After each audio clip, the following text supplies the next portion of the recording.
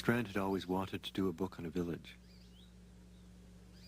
When they went to Italy, he had the idea of collaborating with the great screenwriter Cesare Sabatini.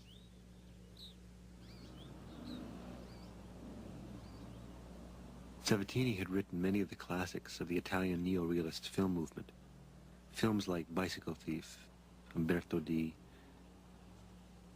And these were films that dealt with the daily life and struggle of the people of Italy.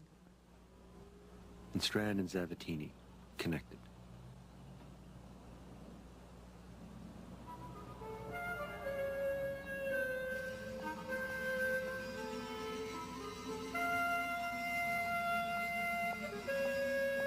Strand was looking all over Italy for the perfect village.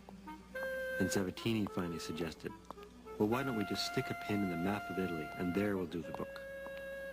Well, Strand rejected the first two, but the third pin was Sabatini's hometown of Luzzara.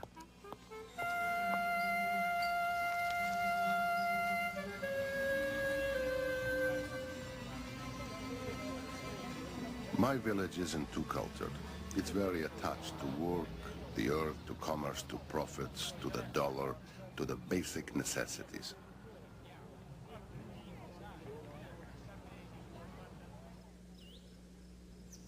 Well, it was one of those non-picturesque villages. They had a quite hideous Baroque church. The town itself was not very nice. You can see from the pictures it's not very nice.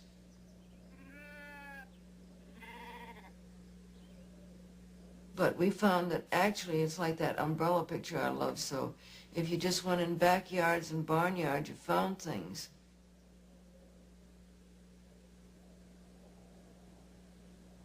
So we decided we'd been quite stupid that you could do a book anywhere if you just started.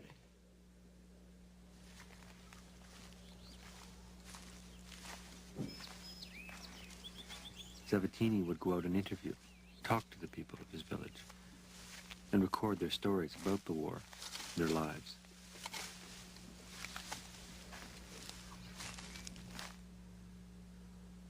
Everyone here had a lot of respect and much affection for Strand. He didn't ask for affection, but it was natural. He allowed it to happen. Because the people felt that he was full of respect towards everyone else.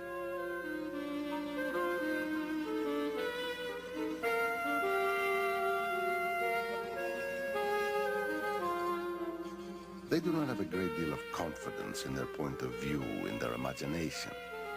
But in their substance, their day-to-day doings, you can always detect something of fantasy. Talking with them, you can pick any Luzzarese. Something that you would never have thought possible will come out. The Black Shirt Brigade killed my husband. They were searching for my deserter son. Years later, I encountered one of the brigade and said to him, "You put a revolver in my mouth." They put him and the others on trial, but they were freed.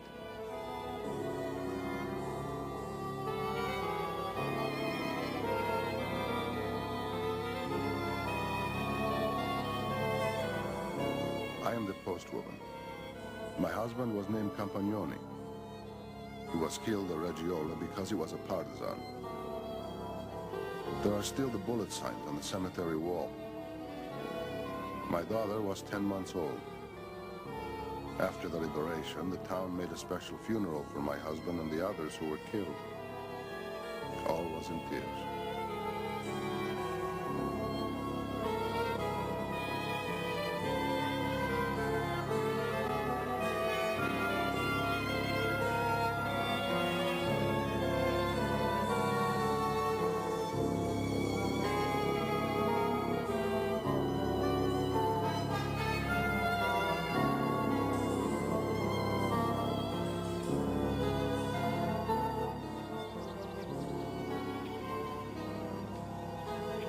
Luzzara was in the heart of the Italian resistance during the Second World War. Now it was 7 years after.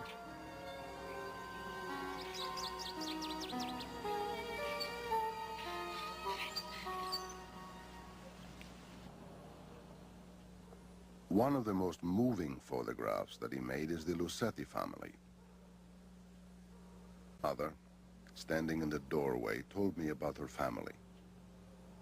How she married at 18. How 4 of her children had died in infancy.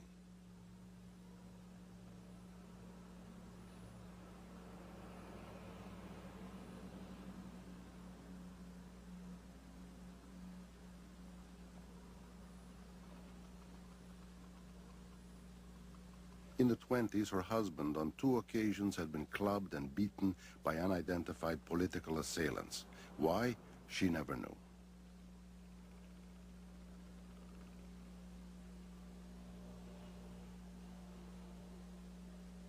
In Strand's portrait, she is surrounded by 5 of her 8 sons, each the veteran of a different campaign in World War II.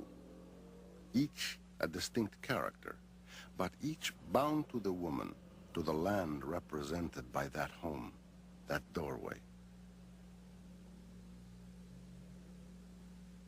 With its simple perspective, so in tune with the Renaissance masters, and its central receding darkness revolving around the mother's hand hanging slack by her side, the photograph pulls us silently into the family.